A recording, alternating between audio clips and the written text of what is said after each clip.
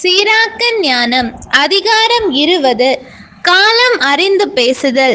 தவறான நேரத்தில் கண்டிப்போரும் உண்டு, அமைதி காத்து ஞானியானோரும் உண்டு.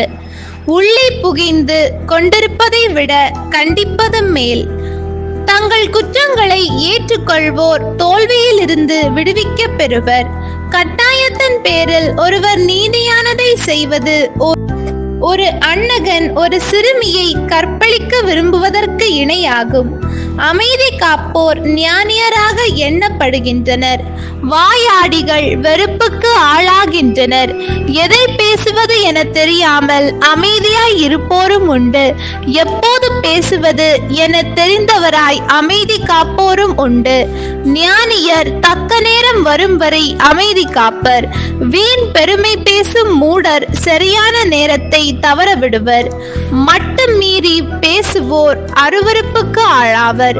அதிகாரத்தை தவறாக பயன்படுத்துவோர் வெறுக்கப்படுவர். முரண்பாடு.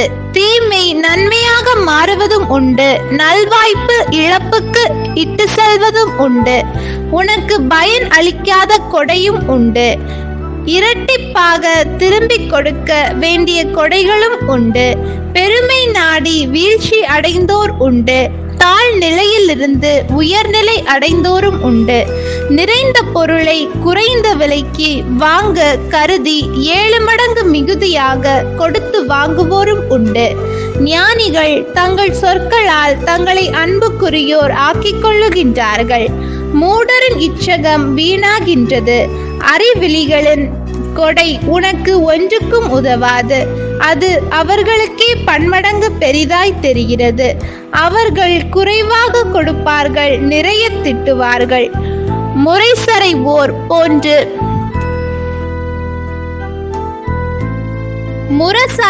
போன்று அது பற்றி பேசுவார்கள். இன்று கடன் கொடுப்பர், நாளை அதை திருப்பி கேட்பர். இத்தகையோர் வெறுப்புக்கு உரியோர். எனக்கு நண்பர்கள் இல்லை, நான் செய்த நற்செயல்களுக்கு எவரும் நன்றி காட்டுவதில்லை என அறிவிலிகள் சொல்லிக் கொள்வார்கள். அவர்கள் அளிக்கும் உணவை அருந்தியவாறே அவர்களை பற்றி இழிவாய் பேசுவார்கள். பல நேரங்களில் அவர்களை எள்ளி நகை ஆடுவார்கள். பொருந்தா பேச்சு. நாவலில் தடுமாறுவதை விட நடைபாதையில் தடுமாறி விழுவது மேல். தீயவர்களின் வீழ்ச்சி திடீரென்று ஏற்படும். பண்பற்றோர் பொருத்தமற்ற கதையை போன்றோர். அறிவற்றோரின் வாயில் அது தொடர்ந்து இருக்கும். மூடர்களின் வாயினின்று வரும் பழமொழிகள் ஏற்றுக்கொள்ளப்படா. காலம் அறிந்து அவர்கள் அவற்றை சொல்வதில்லை. வறுமையினால் பாவம் செய்வது நின்று தடுக்கப்படுவோர் உண்டு. அவர்கள் மன உறுத்தலின்றி ஓய்வு கொள்வார்கள். தன்மானம் இழக்கும் நேரத்தில் உயிர் நீப்போர் உளர். மூடர் பொருட்டு அழிவோரும் உண்டு. வெட்கம் தாங்காமல் சிலர் தங்கள் நண்பர்களுக்கு உறுதிமொழி வழங்குகின்றனர். காரணமின்றி அவர்களை பகைவர் ஆக்கிக் கொள்கின்றனர். பொய் பேசுதல் மனிதருக்கு அருவருக்கத்தக்க கரை ஆகும். அறிவற்றோரின் வாயிலிருந்து அது ஓயாது வெளிப்படும். பொய் சொல்லும் பழக்கம் கொண்டவரை விட திருடன் மேலானவன். இருவருமே அழிவை உரிமையாக்கிக் கொள்வர். பொய்யரின் நடத்தை இகழ்ச்சிக்கு இட்டு செல்லும். அவர்களின் வெட்கக்கேடு அவர்களோடு எப்போதும் இருக்கும். ஞானியர் தங்கள் சொற்களால் முன்னேற்றம் அடைவர். முன்மதி கொண்டோர் பெரியார்களை மகிழ்விக்கின்றனர். நிலத்தில் பாடுபடுவோர் நிறைந்த விளைச்சல் பெறுவர். பெரியார்களுக்கு வேண்டியோர் அநீதி புரிந்திருந்தாலும் தப்பி விடுவர். சலுகைகளும் அன்பளிப்புகளும் ஞானிகளின் கண்களை குருடாக்கும்.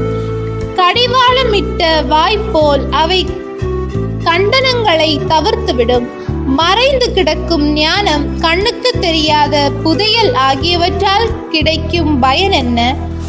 தங்கள் ஞானத்தை மறைத்து வைக்கும் மனிதரை விட தங்களது மடமையை மூடி மறைக்கும் மானிடர் மேலானோர். ஆண்டவரின் அருள்வாக்கு. இறைவா உமக்கு நன்றி. ஹோலி பைபிள் தமிழ் சேனலில் திங்கள் முதல் வெள்ளி வரை திருவிவிலியத்தின் ஒரு அதிகாரமானது பதிவேற்றம் செய்யப்படும். நம் அன்பு கடவுளின் ஆசியும் அருளும் இன்னும் பலருக்கு கிடைக்கப்பெற ஹோலி பைபிள் தமிழ் சேனலை சப்ஸ்கிரைப் செய்யவும். மேலும் உங்கள் உறவினர் மற்றும் நண்பர்களுடன் ஷேர் செய்யவும். நன்றி.